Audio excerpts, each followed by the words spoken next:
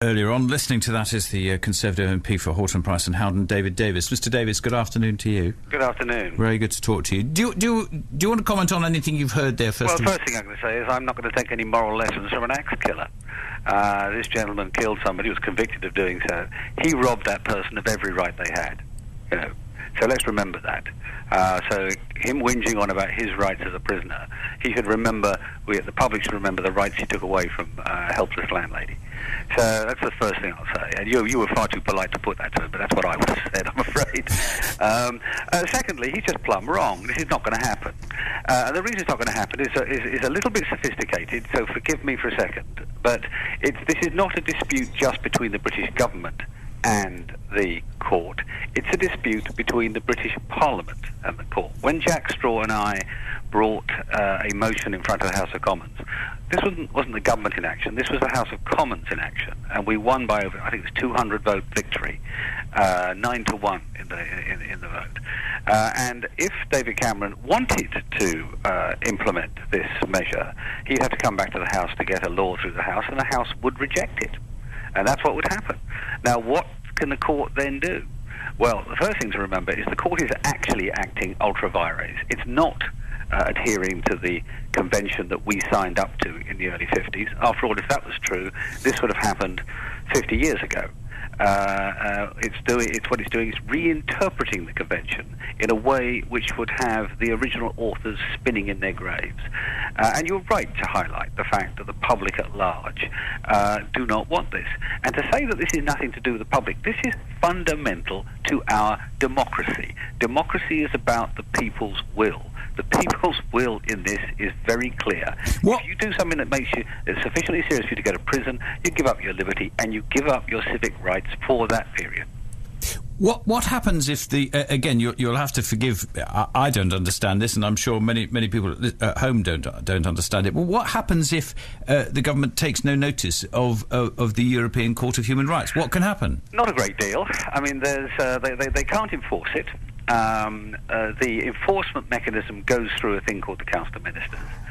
The Council of Ministers themselves, under our chairmanship, when we had the chairmanship a little while ago, and under Ken Clarke's leadership. Ken Clarke's not one of your sort of hanging, flogging, red in tooth and claw Tories, a very liberal Tory. Under Ken Clarke's leadership, we said to the court, you've got to pull in your horns. You've got to focus on the things that matter. When people are murdered or tortured in prisons, the sort of thing that you worry about with respect to Russia or Moldova.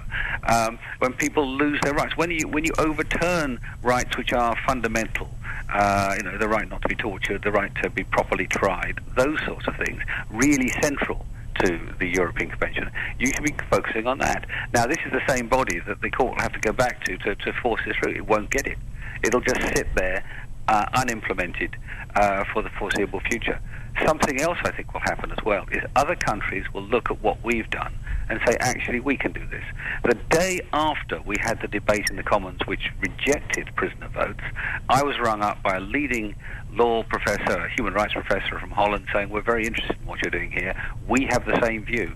And my friend, the Prime Minister, has a similar view. So, this will probably replicate elsewhere around Europe. And the court will have to recognise there are things it can do which we've properly signed up to, and things we didn't sign up to, and it'll have to refrain from doing. And yet, when you listen to stories and read stories, it appears like it's coming like a train down the tracks, doesn't it? Well, it does read that way, and in some respects, there's a sort of tabloid tendency to pick on the court and beat it up. But the simple truth is that there are areas the court has limited rights of enforcement. Those rights of enforcement are particularly limited when it's acting outside its original brief, and that's what's happening here. So we can stand up to it. We can, and one of the reasons it was Jack Straw and me. Jack Straw's an ex-foreign secretary. I'm an ex-foreign minister. We both of us know our way around the law pretty well as well. And we took the view that actually the government wasn't being tough enough in the first case and wasn't recognising its own rights and the rights of Parliament. And if you exercise those rights as the rights of Parliament, not as the rights of government, but as the rights of Parliament, you put the court in a conundrum. which matters more? An unelected court, by the way, Mr. Hurst was completely wrong on that. They're elected, not elected by governments. An unelected court with judges who don't understand Britain's legal system at all, or a democratic system put in place by the people. The answer is very simple. Democracy must win. Last question on this one, the same question that I put to Mr. Hurst. In our lifetime, will we see prisoners voting? No. Good news, mixed news really about Brough. Were you pleased yesterday? Oh yeah, I was very pleased. I mean, you remember when, was it last September, I think I was on your programme, Peter, and at that point, frankly, I, in my heart of hearts, thought, well, this is going to be a really hard fight, but I doubt we're going to win it. Well, you know, we haven't won it, but my God, we've gone a long way down the route. I mean, the people at the factory who have gone through this, as you know, four or five times, I think, over the last decade or so, you know, were really brave, really tough, stuck to their guns. Their representatives, in Parliament, were pretty tough. I mean, frankly, it was a very brutal campaign. I mean, when I was speaking in the Commons, the BAE share price was falling whilst the whole rest of the market was climbing, because we were being quite straightforward about what we thought of what they'd done. And culminating in the demonstration outside the AGM, when I think the company took fright. What has happened is they have changed their approach. It's not just the Saudi contract, they have changed their approach. And had we not done all these things, we wouldn't have those extra 218 jobs.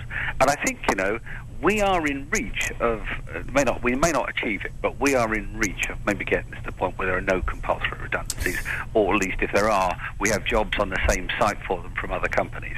And that is a spectacular achievement. You know, if we get to that point, that will be spectacular, and that's what we're fighting for now. Well, you and your fellow MPs done a sterling job from all parties fighting on that one. Alan Johnson in particular, I think, is the Alan Johnson, the other half of the main players. Yeah, but they've all played. Batman and Robin have not been resting, or I think the word that's being used about your leader is, and I hate the word, chillax. Do you use the word chillax? It's an awful word. It's not English. It's not English. You know. Does David Davis chillax at home in East? No, I'm afraid he doesn't. Unfortunately, I mean, my wife tells me off for being sort of.